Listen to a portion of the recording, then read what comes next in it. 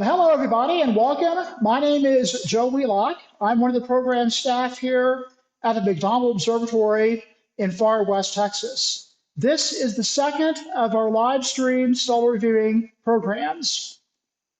Now, I'm sure a lot of you are wondering when we will be reopening the observatory to the public. We do not have any firm dates yet set on that.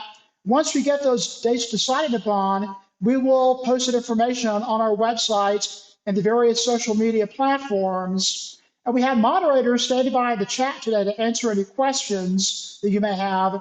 I'll be taking questions too at the end of the program. And if we don't get to your question, there is a form you can fill out located in a link in the description of this video today. So let's get on with our solar program today, with our solar schedule for the day.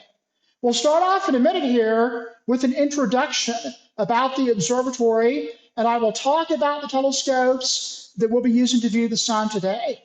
Then we'll go into live views of the sun. Our first views of the sun will be in visible light, and these will be wide-angle views of the sun.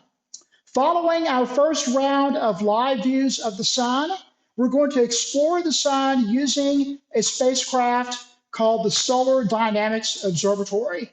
Obviously, we're not going to go to that spacecraft, but we will be using pictures from that spacecraft of the sun, and I'll talk about it too in detail. The next, we'll go into some more live views of the sun. These will be views of the sun in hydrogen alpha light, and they will be close-up views of the sun. And we'll wrap things up with a Q&A session.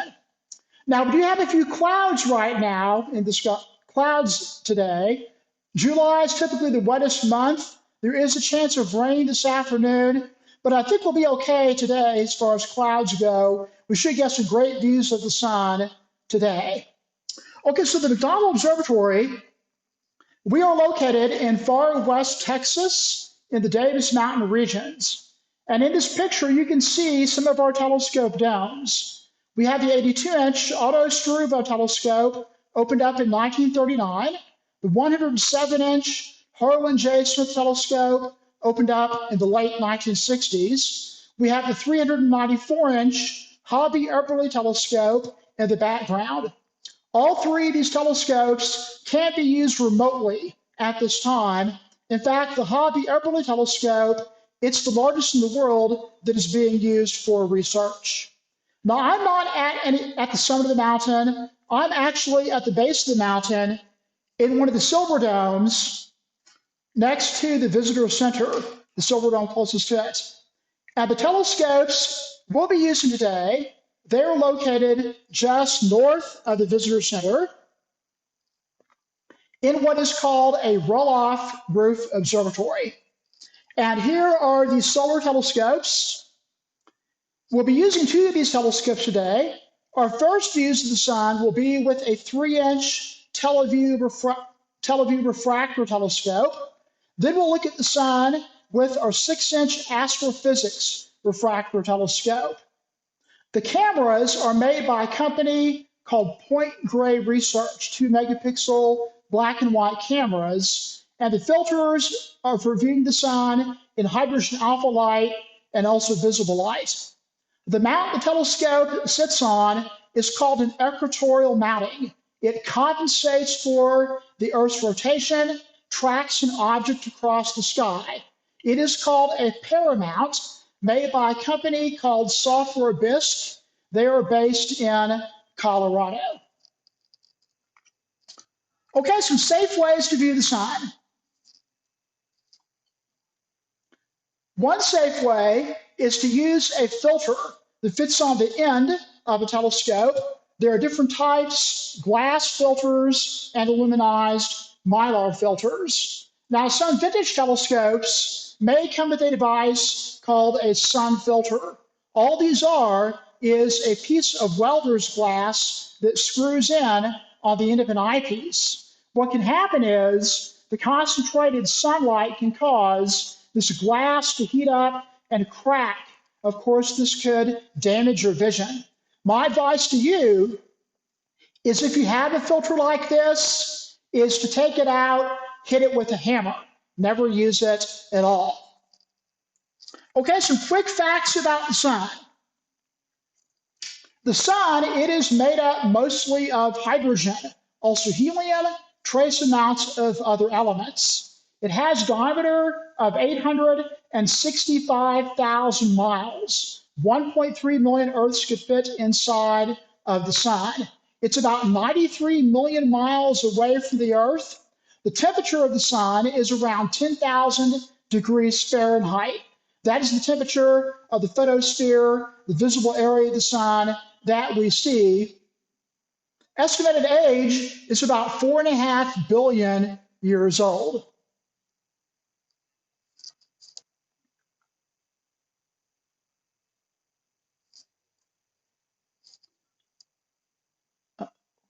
Okay, let's go into some live views of the sun.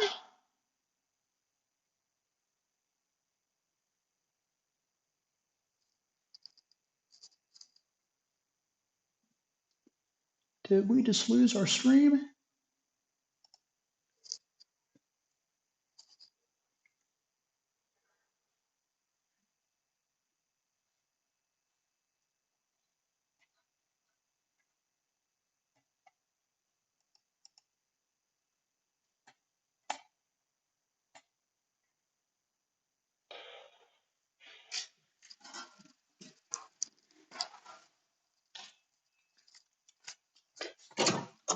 Did our internet just go down again?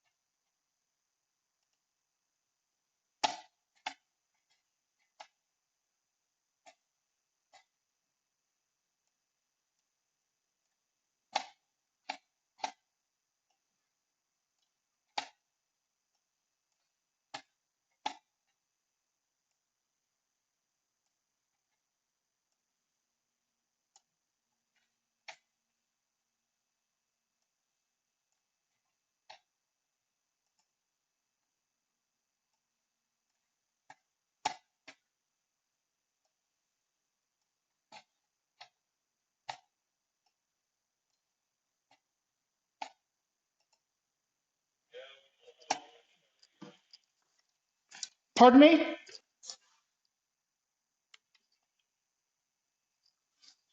Yeah, Kevin, because I just lost the stream.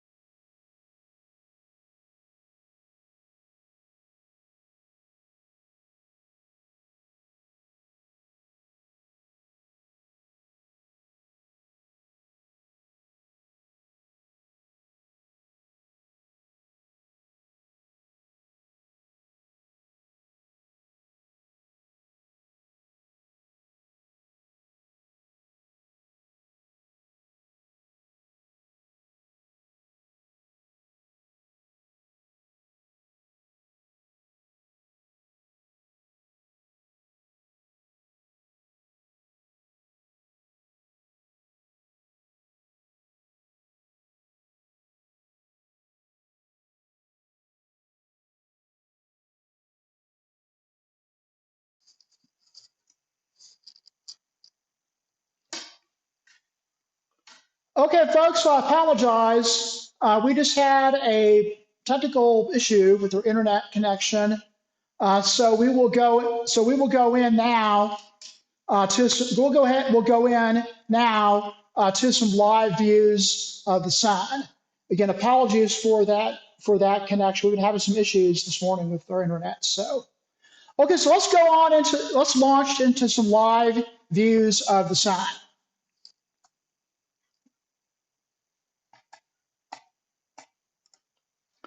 Okay, so here we have the sun. This is in visible light. And let me make a camera adjustment here. Turn down the saturation. There we go. Now, according to my sources, there is a sunspot visible today, and I don't see it right now. We might be able to catch it when we get to our close-up views of the sun later on. Moving the telescope to prove to you this is not a picture. The spot might be toward the center somewhere, but I'm not seeing it at this scale right now. So right now, the sun is at solar minimum. Once every 11 years, the sun reaches a peak of activity where we have a lot of things happening. It hovers there for a couple of years, then goes back down. So right now, we are at solar minimum. But let me show you what the sun looks like when it's a lot more active. Here is a view of the sun around solar maximum. We can see a number of sunspots. Sunspots appear dark because they're cooler than the rest of the sun. The big sunspot in the picture, it's about 4 times the diameter of the Earth, about the size of the planet Neptune. And next we have a close-up of some sunspots. The one in the black and white picture, it is 11 times the diameter of the Earth, about the size of the planet Jupiter. The one in the color picture could easily swallow the Earth with room to spare.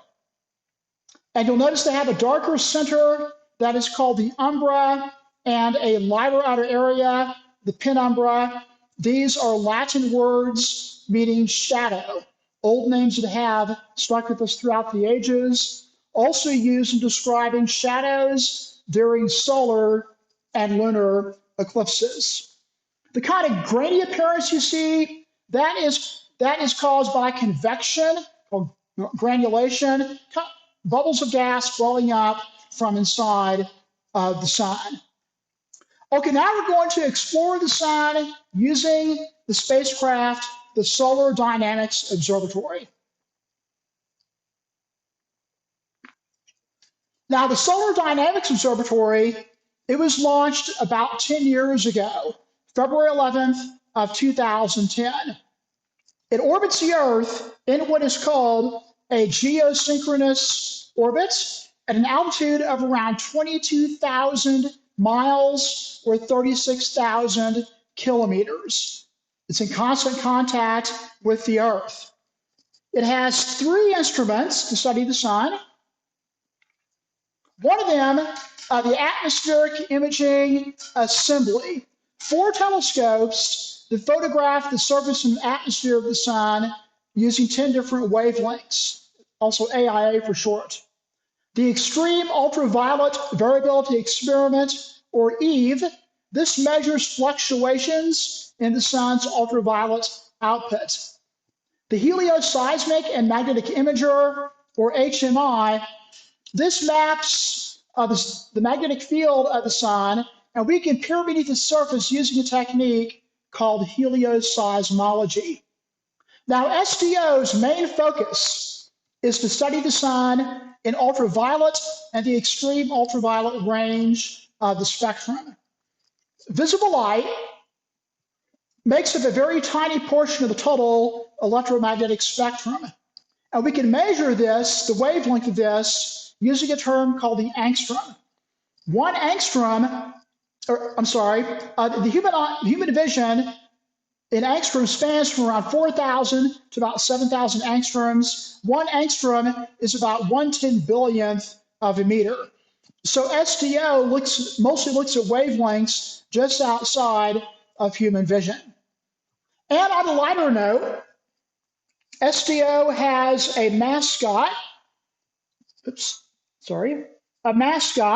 a rubber chicken named Camila. Camila has been into space many times. Okay, now let's go ahead and take a look at the sun using the Solar Dynamics Observatory. Okay, so here is the website for the Solar Dynamics Observatory. And we can see its location here in its geosynchronous orbit. Now, the pictures it sends back, they're black and white pictures. They color code them just to distinguish between the different wavelengths of light. So we'll start off with a view of the sun from SDO. This is a view of the sun at 1,700 angstroms. We can see the surface of the sun, also a layer of the sun's atmosphere called the chromosphere. The chromosphere is just above the photosphere. Temperatures here begin to rise. Temperatures here are around 7,600 degrees Fahrenheit. Those bright patches, those are just hotter areas on the sun. Okay, next we have a view of the sun at 1,600 angstroms. This shows the upper photosphere and what's called the transition region. It's a region between the chromosphere and the uppermost atmosphere of the sun called the corona.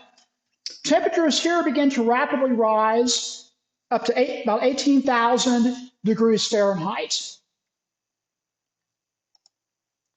Okay, here we have 171 angstroms, and this shows what we call the quiet corona, the outer atmosphere of the sun. Temperatures here are around 1 million degrees Fahrenheit. Now, if you've ever seen a total solar eclipse, you can see the corona of the sun during a total solar eclipse. Okay, next we have a view of the sun at 211 angstroms. These are the hottest areas of the sun's corona. Temperatures here are around 3.5 million degrees Fahrenheit. The dark areas, those are called coronal holes, where ultraviolet radiation emissions are lower. Okay, next we have a view of the sun at 131 angstroms. This is some of the hottest material in the flares. Temperatures 18 million degrees Fahrenheit or greater here at 131 angstroms. And then finally, we have what is called a Dopplergram of the sun.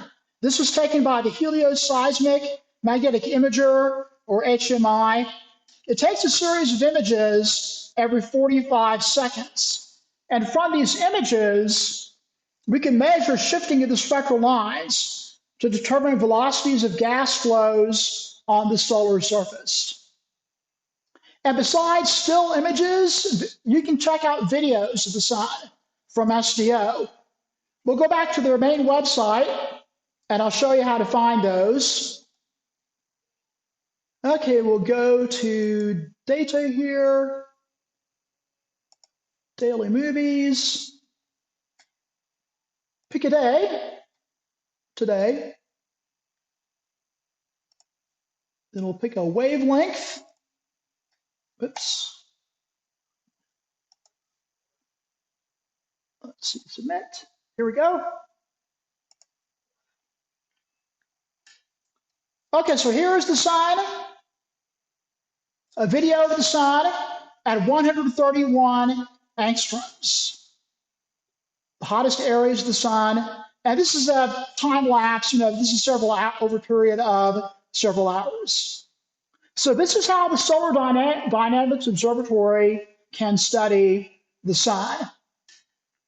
Okay, next we'll go into now we're going to go into some live views of the sun, more live views. And while I'm setting that up here behind the curtain, enjoy this video of the sun, the close-up of the sun, taken from a spacecraft, taken from a telescope located in Hawaii. So let me set up for more live views of the sun.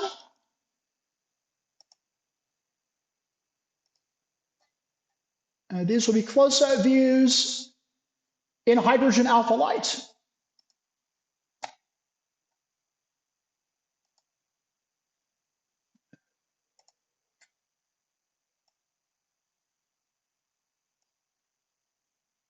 One moment here.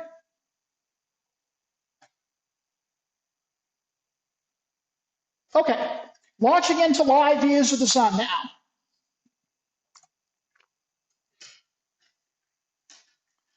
Okay, here is a live view of the sun in hydrogen alpha light. You'll notice the sun looks like it's kind of shivering and moving. That's because of distorting effects in the Earth's atmosphere. Standing on the Earth, looking at the sun or anything else in the sky, is similar to standing in a parking lot on a hot summer day and you see the heat waves rising up. This is why telescopes, like the Hubble telescope, are so great, is because they are away from distorting effects of the atmosphere of the Earth. So let me move the telescope and see if we can find anything happening today.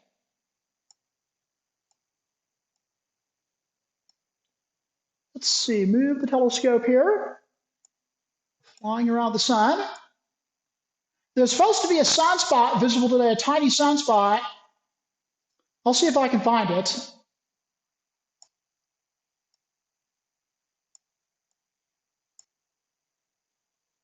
That dark area, that's a solar filament.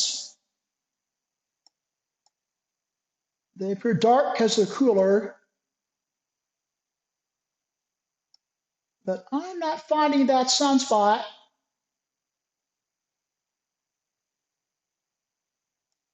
That is a bird or a bug that flew in front of the telescope. Probably a bug. Okay, I don't see that sunspot. So let's take a look at this area of the sun here, and we'll try to find some activity. Let me adjust the camera. I have the saturation turned on so we can get a good camera setting. Okay, the fuzzy edge you notice here, that fuzzy area, that is called the spicule layer. These are rising jets of gas, towering jets of gas on the sun. So let me move the telescope and see if we have anything happening. Let's go the other way.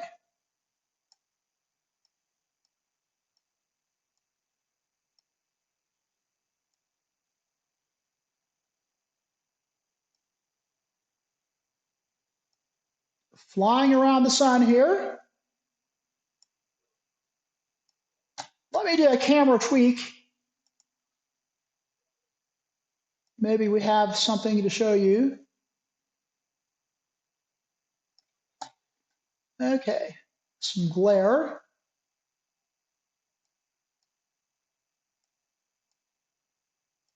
The sun is very quiet.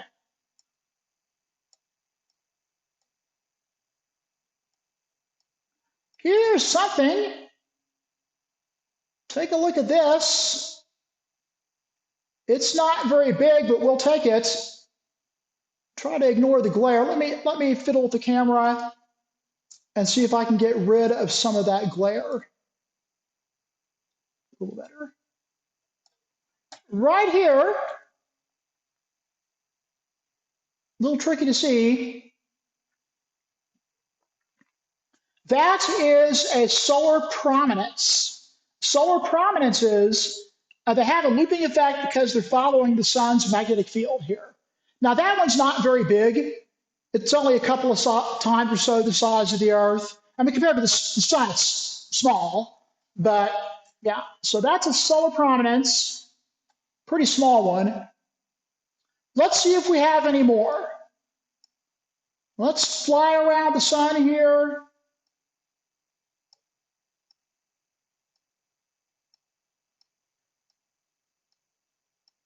I don't see anything else.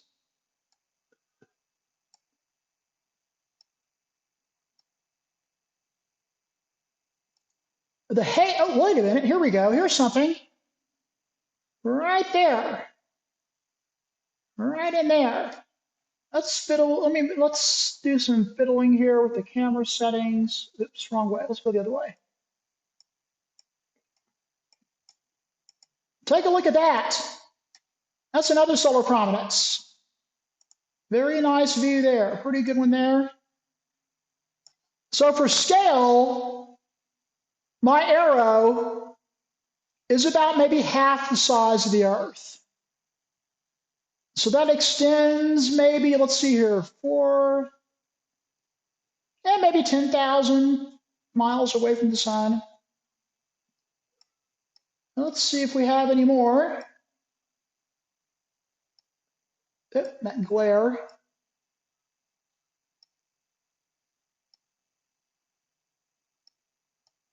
Here's something. I can sort of see something here. There we go.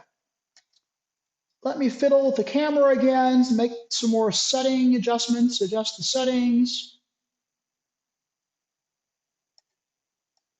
Let's see here, hold on.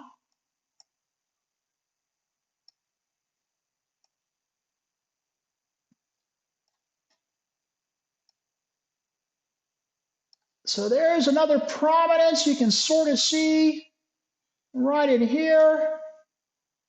A little tricky to see right there. Oh, let me get rid of that glare. Hold on a second, folks. Sorry about that. Let's turn our exposure down. Oh, wait. Whoa, here we go. Oh, let's get rid of that glare.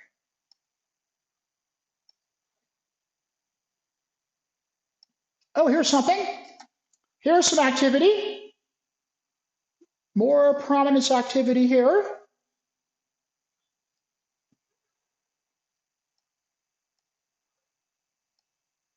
And see if we have anything else.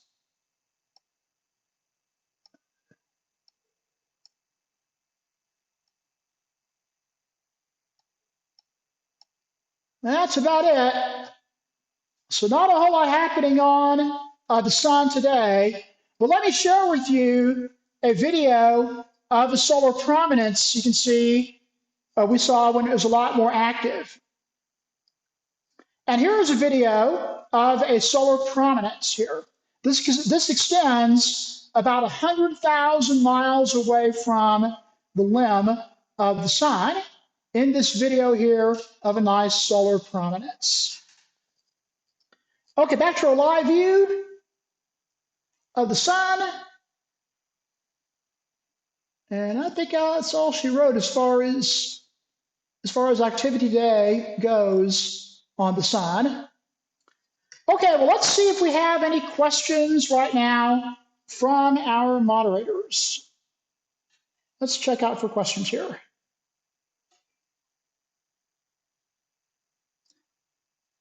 Okay, we have a question here from Tony Baader. Why does the sunspot cycle happen once every 11 years? Well, Tony, that is kind of a mystery. We really don't know why the sun has this 11-year cycle. That is kind of a mystery of why it has this 11-year cycle. Wish we had an answer for you.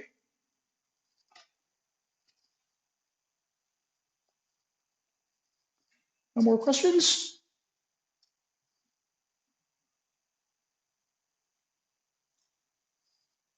Okay, so let's see here.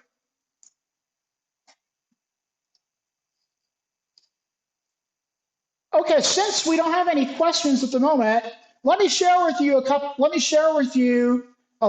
a link with some websites that you can visit on your own here.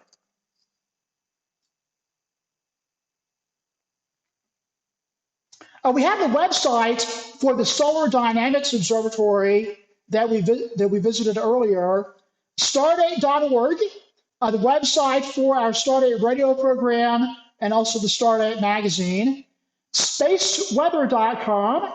On this website, they update what's happening on the sun about every day and what else is happening in the sky.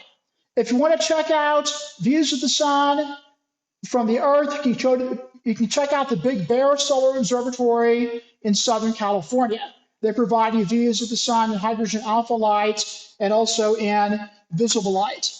Incoming questions, okay? So we have some questions coming in.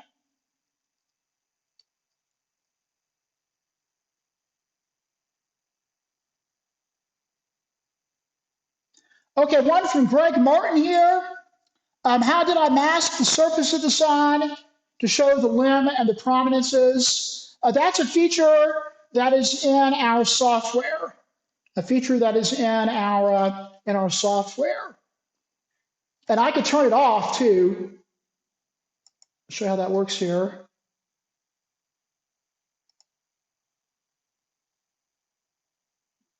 So off and turning it on.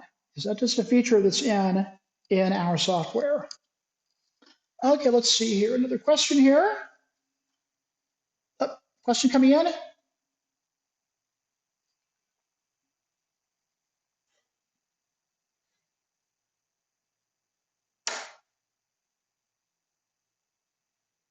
Erica Heilman, sorry if I mispronounced that. She asks, is the internet susceptible to increased solar activity? Well, Erica, it could be. In fact, anything on the Earth could be susceptible to that. Power grids could be knocked out from that. And that's happened before. In fact, there was an event that happened on the sun in 1859. This is called the Carrington event. The sun released a large eruption, and this caused telegraph wires to catch on fire, caused displays of the aurora visible from areas you could normally not see the aurora. Now, if something like that happened today, it could knock out power grids, and it could disrupt cell phones and other things. In fact, we had a large eruption that happened in 2012, and it missed the Earth, fortunately. If it hit the Earth, we'd still be picking up the pieces from that. Okay, let's see here. Okay, we have Camila Tex. Okay, about the prominences. She asks how the prominences leave the sun's surface. Could I explain about the magnetic fields? Yes, Camila. Yeah, the sun, it rotates on its axis. Different parts of the sun rotate at different speeds. The equator rotates faster than the poles. So as the sun rotates on its axis, the magnetic field lines, they get twisted up. The area where we have these areas twist up is where we have this activity on the sun. Okay, let's see. Barry Allen. When a significant coronal mass ejection system occurs, what kind of alarm system is in place that alerts researchers? Okay, there are some spacecraft that do monitor the sun, and we can get some warnings on that. Maybe a couple of days warnings on that, and they could turn satellites away from the sun to minimize effects from a large CME. So there are ways that we can monitor that, and there are ways that we can monitor that. Okay, let's see. Any more questions here? Okay, I don't see any more questions here in the chat. So I want to thank all of you for joining me today for our solar viewing program. And again, when we reopen, we'll post that information on our website and the various social media platforms. And when we do reopen, it will be a phased-in process. We'll start gradually in some programs, then work our way up to offering more programs. So again, my name is Joe Wheelock, signing off from the McDonald Observatory in far west Texas, wishing you a good day and clear skies.